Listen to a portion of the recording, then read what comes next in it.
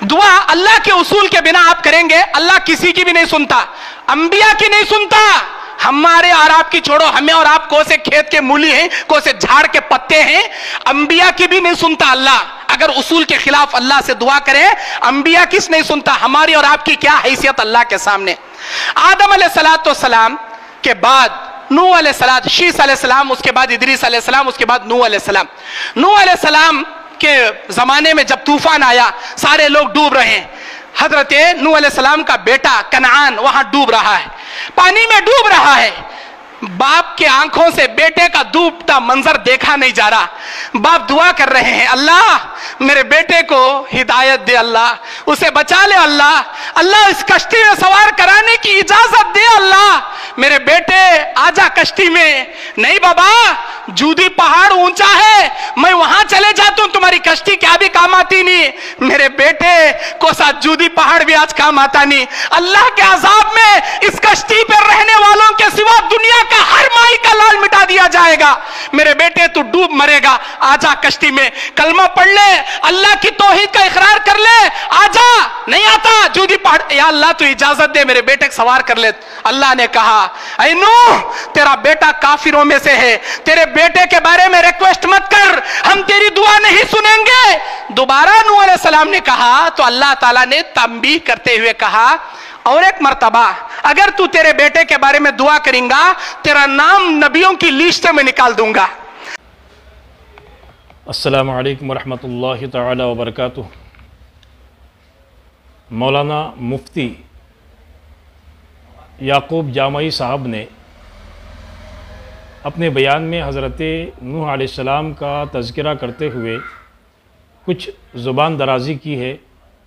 जिस तरह उन्होंने बयान किया है वैसा तर्जुमा किसी मुतरजमीन यानी मुफस्सिरीन ने नहीं किया। मैं आपके सामने सबूत के तौर पर 3 तर्जुमे पेश करने वाला हूँ।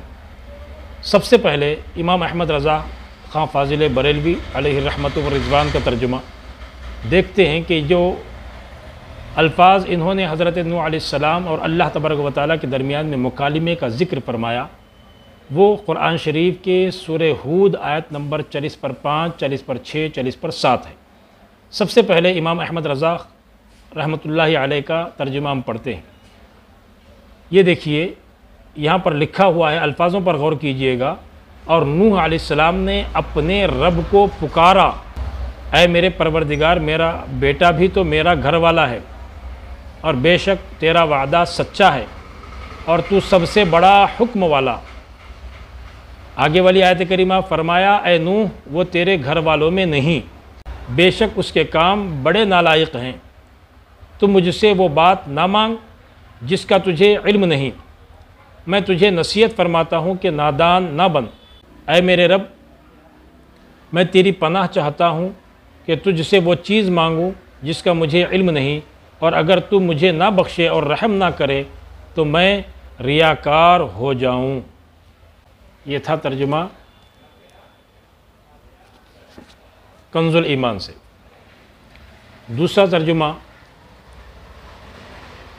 महमूद हसन देवबंदी साहब, इनका तर्जुमा भी देखते हैं। इन्होंने क्या कहा, और यहाँ तर्जुमा यह है कि और पुकारा नूह ने अपने रब को कहा, ए रब, मेरा बेटा है मेरे घर वालों में और बेशक तेरा वादा सच्चा है और तू सबसे बड़ा हाकिम है।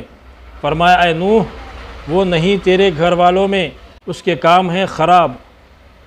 सो मत पूछ मुझसे जो तुझको मालूम नहीं। मैं नसीहत करता हूँ तुझको कि ना हो जाए तू जाहिलों में।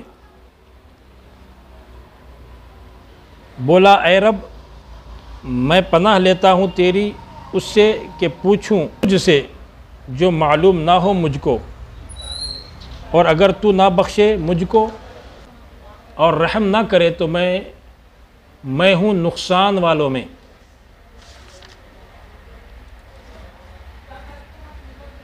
यह हो गया महमूद हसन देवबंदी का तर्जुमा।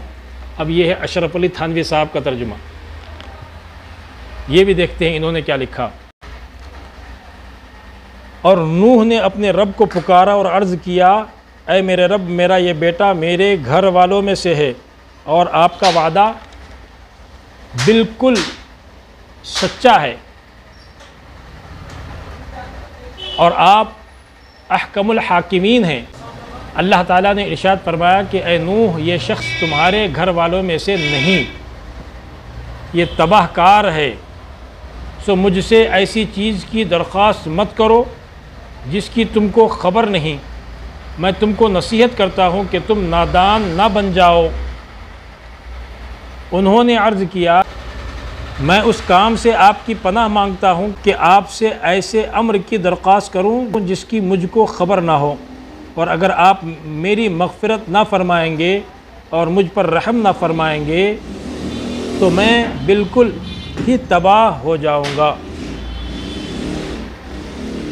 3 ترجموں میں کہیں آپ کو یہ لفظ ملا کہ جاہلوں میں سے ہو جاؤ گے، محمود الحسن دیوبندی کے ترجمے میں ملا، اشرف علی تھانوی صاحب نے بھی ایسا ترجمہ نہیں کیا، احمد رضا علیہ الرحمت و رضوان نے بھی یہ ترجمہ نہیں کیا۔